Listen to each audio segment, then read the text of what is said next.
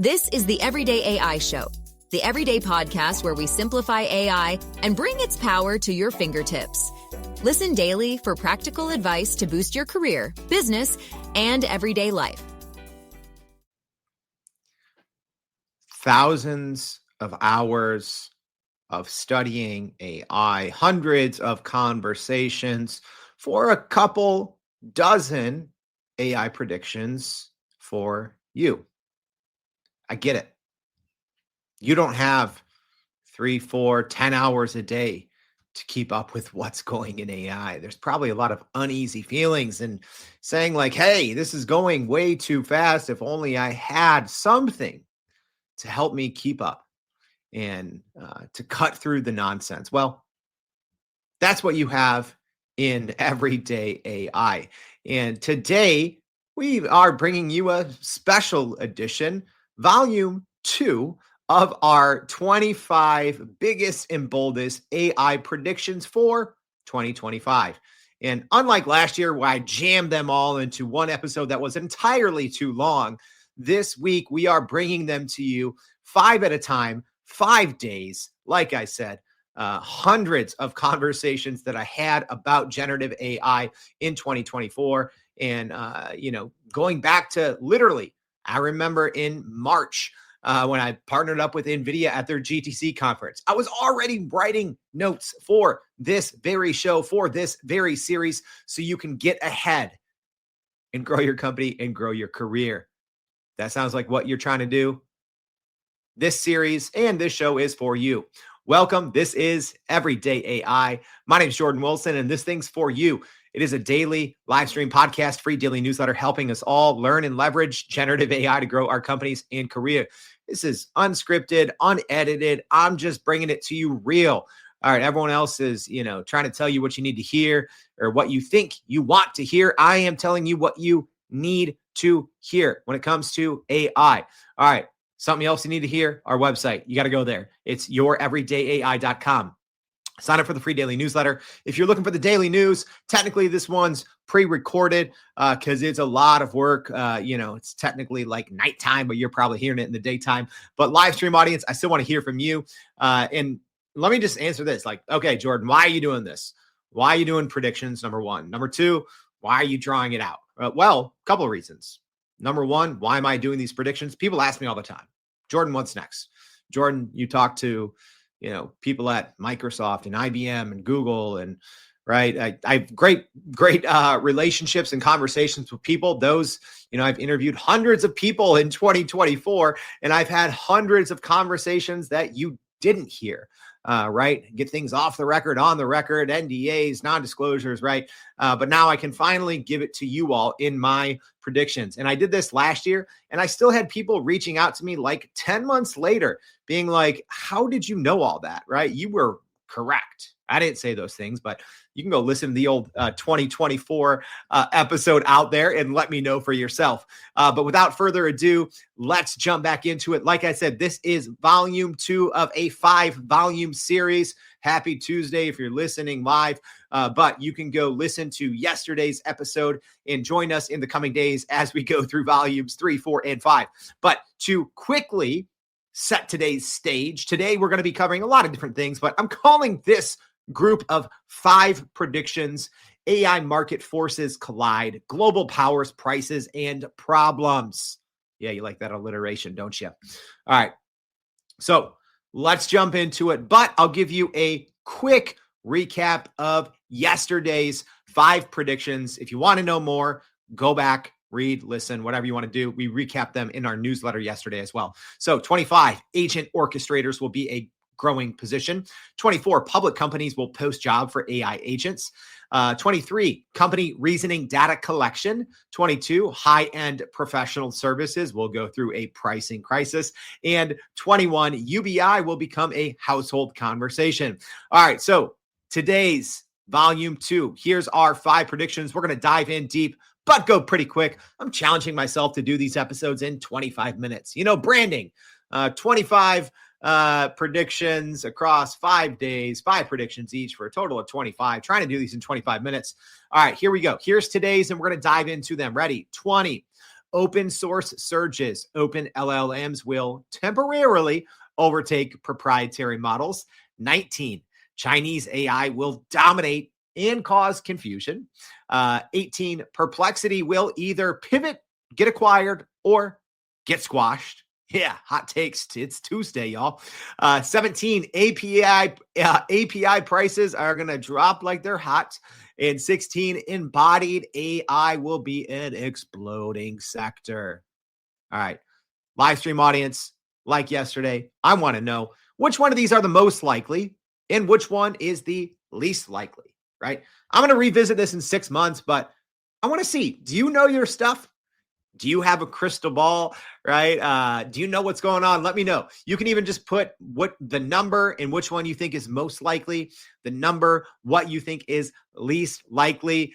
Please go ahead and do that right now. I always love hearing from our live stream audience. All right, enough of the chit chat. Let's get into it and talk about our first one, open source models. Here's the reality. Open source models haven't been fully tapped into yet.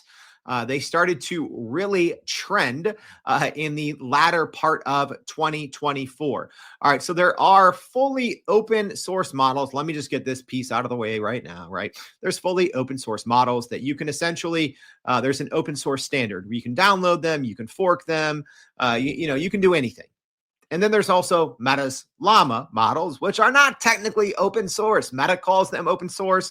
They aren't open source by the technical open source standard. Although what Meta is trying to do is they're just trying to redefine what open source is. But for a lot of intent and purposes, it is an open model, although not truly open source. But Meta has been a huge driver in the movement nonetheless, because y'all, you have big companies like NVIDIA, forking and building off Meta Llamas, Meta Llama models. And they are not topping, but they are in the top tier of rankings and of these charts that we'll be talking about. So why the heck are open source models going to temporarily overtake proprietary? So I kind of told you what open source models are. You can, for the most part, download them if you have a powerful computer. There's smaller, small language models that you can download. There's a lot of reasons why they're becoming very popular. Well, one is they're more secure, right? You don't have to send any of your information. You don't have to send any of your data to the cloud. If you're working with a smaller model, right? Maybe something that's only a billion or 2 parameters, it's very fast, right? Because you don't have that kind of extra inference time that you're waiting on a cloud provider to, go and crunch your prompt. So security, it's fast. It's better for the environment too, right? So there's a lot of good, I guess, kind of under the radar reasons that I think is good to root for open source models, right? Proprietary models like OpenAI's GPT, Claude Anthropic, there's plenty of others, right? Google Gemini, they're big models, right? These big companies, they're trying to, obviously, right? They want to profit off their models. Everyone does, right? So you can't download them and fork them and build off them and distill other models with them. You can't. You have to log on to their website or use their API on the back end and pay for it, right? So not everything is open source, but I think open source in 2025, this is the year. I don't think an open source model is going to top the LM arena or the chatbot arena, like we say. I don't think necessarily that we are going to see an open source model with the highest, as an example, MMLU benchmark. So, I like to say and a lot of people say, but the MMLU is a benchmark. It's like the ACT or the SAT for large language models. So I don't think that it's, but like when I say it's going to temporarily overtake, I'm not saying it's going to be the number one model for a certain benchmark or for ELO scores on the chatbot arena. What I will say, right? I'm just going to go ahead and put these out there, right? I do think that more than half of the top 20 models on the chatbot arena leaderboard. At some point in 2025, I'm going to say more than half of them are going to be open source. And you might be saying, okay, well, it sounds like there's more than 1 million different open source models because people can download them, especially smaller ones. It's not terribly time consuming, right? To download one of these, fork them, do some fine tuning, kind of make a smaller model of your own. And that's what a lot of people do. And then they put it out there for everyone else to use. Proprietary models, not so much, but there are like 10 different versions of Google Gemini, right? There's O1 preview, O1 mini, O1 full, O1 Pro. So there are dozens of very strong, very powerful proprietary models. So it's not crazy to think that open source could take half of those. Also, recent study said 41% of enterprise companies plan to increase open source model usage. Companies know that there are huge benefits. I don't think that they were really paying attention in 2023 or the first part of 2024 until I do think Meta made that first big open splash and said, yo, look at us, because their models at the time, 3.1 and 3.2, I mean, these were top 3, top 5 models. They were competing with proprietary models. So that is something I think when you crowdsource these fixes, right? Because if you put your model out there for everyone to look at, for everyone to download, for everyone to improve upon, they're going to find ways to optimize the models to make them better, right? To improve the output. So it's essentially when you put your work out there and crowdsource people to build it, to pick it apart, to tear it apart, it's going to get better. And that compounding kind of crowdsourcing of compute, right? We'll say that, triple C, right? The compounding crowdsourcing of compute. It's the rising sea lifts all ships, or whatever the saying is, right? All right, number 19, Chinese AI will dominate and cause confusion. So speaking of models on the leaderboard, let's look at the top 10. I do think at some point in 2025,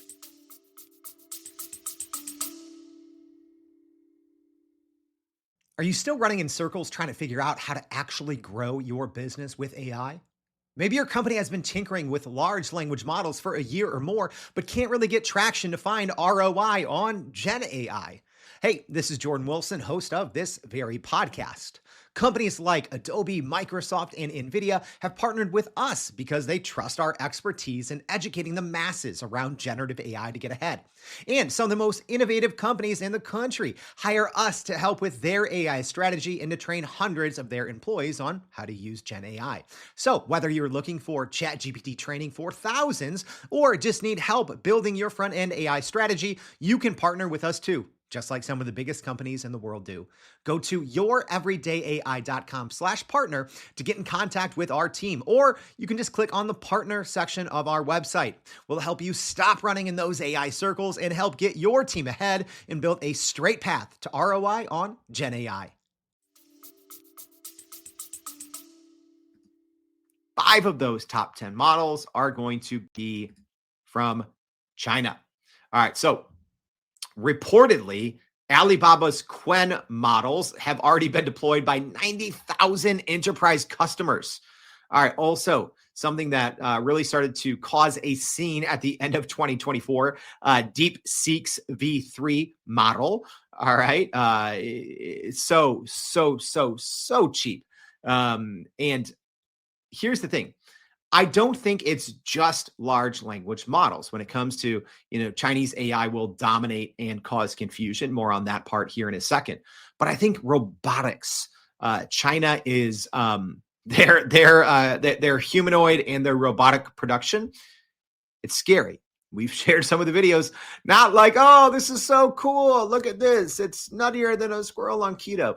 No, it's scary, right? It's warehouses of what looks like thousands of humanoid robots that are embodied AI, right? Yeah, it's kind of scary. So I think it's not just large language models. It's not just prices.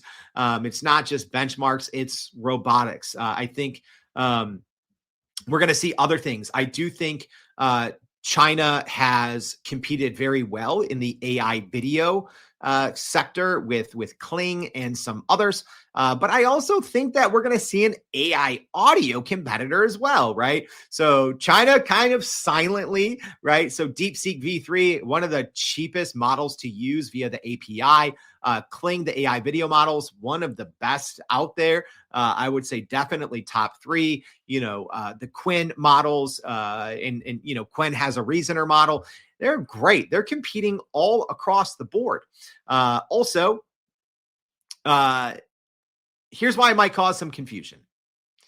There's some people rumbling about this on the internet, and I'm not a conspiracy theorist. Don't think that about me, but I do think that there is an element of a kind of Trojan horse here, right? So even with, some of these models that are dirt cheap, companies and individuals, they just kind of close their eyes, right? And they just assume like, oh, okay, it's like using Google. It's like using, it's like using OpenAI or Anthropic. It's not. You should probably start reading. Everyone out there, business owners, if you're a decision maker making a big choice on what AI system to use, I'm not going to name names. Read the terms of services, read the privacy policies, understand what happens with your data if you're uploading it to these companies. I'll tell you this. I've read them all. Yeah, I'm a dork. I actually read them. I read them, and I also have different AI systems help me read these terms of services. You don't want to know. It's a Trojan horse. That's what it is, right? It's everything's free, everything's cheap, everything's fast, everything's great. And it's like, at what cost? Well, we might find out. And I do think that there's going to be, I won't say an event, but I think there is going to be some mainstream media attention to this very fact, as AI, I think, is also going to get very political in 2025. And this is one of those things when we talk about geopolitical tensions. Yeah, AI is going to be a big part of that, right? A lot of restrictions on, exporting, bans on exporting GPU chips to certain countries, potential tariffs, all of these things. The AI scene is going to get very political, and keep an eye out for stories, I would say probably midway through the year, once the rest of the world kind of looks and understands what's going on, because I think these models, they're very capable, they're very popular, they're very cheap, they're very fast. People are going to use them, businesses are going to use them, and eventually someone's going to be like, wait, should we have looked at this a little more closely? All right, number 18. Here's a spicy hot take for Hot Take Tuesday. Volume 2 of our 2025 AI predictions. Perplexity, everyone's favorite answer engine, will either pivot, get acquired, or get squashed. Here's why. I think Perplexity has lost its focus as a company, right? They're going in so many different directions. They started making a daily podcast, and then the CEO started talking about making hardware, right? It started going in a lot of directions, but that's fine because all other companies are exploring other verticals. Yes, Perplexity is a little smaller than, OpenAI, much smaller than obviously, Google, right? But here's the issue. When companies like OpenAI, they start competing in different spaces, Google, Claude, Anthropic Claude, their core product improves first, right? That's one thing, especially the two startups, that are building these models, Anthropic and OpenAI, right? If they start going in another direction, that means their core product, their core USP has improved. I'm not seeing that with Perplexity. Sorry. Perplexity at its core, it's not a large language model, right? You choose your model, although they have their Sonar model. I don't really know anyone that uses that. Most people will use, GPT-4o, Claude Sonnet 3.5 new or 3.5.1, whatever you want to call it, 3.6. That's not, Perplexity is not a large language model. It is an answers engine. It is a great product. However, the core functionality, I hate to say this, it's actually gotten worse. It's gotten worse. I've showed it on the show before. What it's supposed to do is it's supposed to crawl out there, look at 10 to 20 different websites and give you answers. It's not getting better at that. In my experience, it's actually gotten a little worse. And the answers engine space has very recently got very crowded. All right, very crowded. So ChatGPT search, which has its flaws too, right? I personally liked browse with Bing better. ChatGPT search has some problems. I've talked about that on the show many times. But then you also have these large language models are just getting better internet connectivity. You also have Google Deep Research. Google is getting in AI mode. I mean, speaking of deep research, it's one of the most impressive AI tools I've ever used, right? So ChatGPT search might look at, 8 to 10 websites in a single prompt. Perplexity usually does more, maybe 12 to 20. Y'all, Google Deep Research, it takes a little while, right? Perplexity, you might ask it something, it might take, 5 to 15, 20 seconds. Same thing with ChatGPT, maybe a little faster because it doesn't go to as many sources. Deep research, yeah, it might take 1, 2, 3 minutes. But I've had certain deep researches that it looks at 1,300 websites, but I routinely get it to look at usually 60 to 200 websites. That is an agentic researcher that works for you. Okay. So Perplexity's got to pivot because what they were doing, they didn't get better and it's too crowded. They're not that special anymore, right? 18 months ago, a year ago, they were still special. Not special anymore. Their core product is not getting better. The space is getting more crowded and the interest, I don't think, is there. As an example, y'all know I always bring receipts. Search volume, right? That talks about demand. Right now, there's, you might think, I think we live in an AI bubble. So many of us out there, we might think, oh, sure, ChatGPT is maybe a little bit more popular than Perplexity, maybe twice as popular, 3 times. No, 66 times as popular. At least when we talk about search demand, right? There's about 450,000 people a month searching for Perplexity and 30 million people searching for ChatGPT. So Perplexity, I think, has kind of lost its way. I don't use it as much as I have. I still subscribe to it. I paid the paid plan for every single model out there because I'm pushing them every single day. So I can tell you what's worth your time to grow your company and your career. Perplexity might not be worth it very much anymore, right? I have paid Google Gemini, so I get deep research. ChatGPT search for very certain things is very good. Perplexity just doesn't have it anymore. They could get acquired. I don't know. You might see something like an Amazon. I don't know. They might get acqui-hired. They might pivot, or they might fade into oblivion. All right, 17. I got to go fast now. I'm trying to keep these under 25 minutes. So large language model API prices are going to drop like they're hot. This is not a surprise to anyone, but when I say drop, I'm saying they are going to drop. And one of the reasons why, well, a couple of reasons why. Number one is open source, right? If there's free alternatives, the paid alternatives, if they want to stay relevant and make billions of dollars, they have to keep their prices low. Obviously, the hardware, the GPUs, the NPUs, the TPUs, right? All these AI and data center chips are getting more powerful, more plentiful. I think more and more things are going to go edge AI, which takes a little, of that, some of those resources off of the cloud. But I think hardware is getting better. The AI chips are getting better. The open the open models are getting better. All those things drive costs down, right? Inference time goes down, all these things. But I do see, and it's crazy to think about, when GPT-4 was first released in the API. So I'm talking about backend. These are for developers, not, if you're paying $20 a month to use a product on the front end, that's all you're paying, right? Or $200 a month if you're, on like ChatGPT Pro. But otherwise, you're paying an API price, right? You're paying, a price per token. So when GPT-4 was first made available in the API, so for developer, for I'm sure there's hundreds of thousands, if not millions, I don't know, maybe millions of businesses. These companies don't say, but it was $60 per million tokens for output.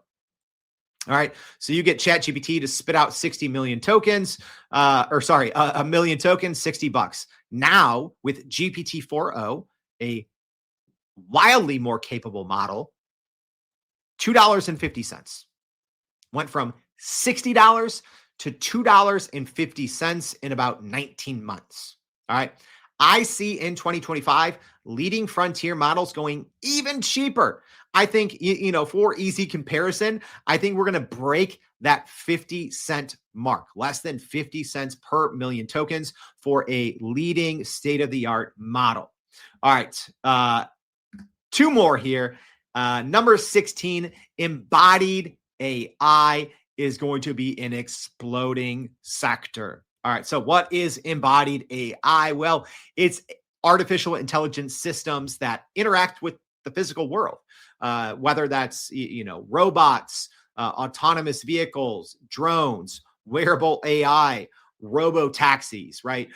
It is, we've had these things for a long time, right? Those things I just mentioned, none of those are quote unquote new. Humanoid robotics, autonomous vehicles, drones, wearable AI, etc. None of that's new. What's new is having generative AI and large language models on board. That changes everything.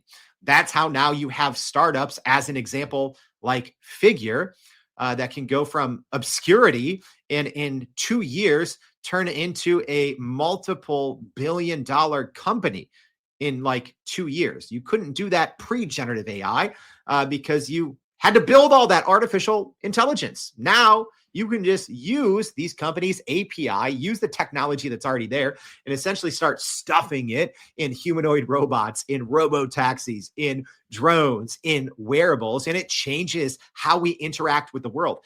I think I'm going to blame Apple, right? Apple came out with the Apple Vision Pro, and everyone's like, "Oh, this is going to change the world." Literally before it came out, I'm like, "This thing's going to suck. No one wants it," right? But I think some of these early examples of embodied AI, especially wearable tech, they were terrible. And just so you guys know, go back and listen. I was never bullish on any of these early wearables. I'm like, nope, nope, nope, that'll flop. No one wants it. I'm very bullish in 2025 on embodied AI. We're going to see AI out and about, just about everywhere, right? It's going to start in some of those areas that I just talked about. So even an example, in 2024, VC funding in robotics and drones soared by more than 40%. Another additional kind of hot take on top of this prediction, I do think in some major cities where the law allows it, I think probably more than 10 to 15% of ride share rides will happen with autonomous vehicles, right? I don't think we're going to get the Tesla, whatever they're calling it, the robo taxi AIs. They're always, they're like, oh, this is coming out, in 3 months and it's going to be $30,000. Then it comes out 8 years later for $100,000, like Cybertruck. So I don't expect Tesla to have anything in 2025, but I do think other companies with this embodied AI bringing essentially large language model technology, vision technology, I think it's going to be fairly common. I do think in big cities, 1 in every 10 rides potentially by the end of the year will be in these type of vehicles. So embodied AI is going to be huge. All right. I made it. I didn't accidentally talk for a couple of hours. So quick recap of the 5 bold AI predictions in this volume of our series. So open source surges. I think open source models will temporarily overtake proprietary models. I think Chinese AI will dominate and cause some confusion. I think Perplexity will either pivot, get maybe acquired or acqui-hired, or just get squashed. I think API prices are going to get ridiculously cheap. I think we're going to see like less than 50 cents per million token for big models like through OpenAI and Google Gemini. And then I think embodied AI is going to be an exploding sector. All right. I hope that was helpful. Volume 2 in the books. If this is helpful for you, let me know, but probably you should go listen to yesterday's volume 1. It's going to be in your show notes. Make sure to check it out. We talked about a lot of different things, but a lot of things on agents and kind of the next steps in the workplace. So make sure you join us tomorrow for volume 3. We're going to be talking a lot about the kind of contents AI revolution, videos, streams, and stars. Hope to see you back tomorrow and every day for more Everyday AI. Thanks, y'all. And that's a wrap for today's edition of Everyday AI. Thanks for joining us. If you enjoyed this episode, please subscribe and leave us a rating. It helps keep us going. For a little more AI magic, visit youreverydayai.com and sign up to our daily newsletter so you don't get left behind. Go break some barriers, and we'll see you next time.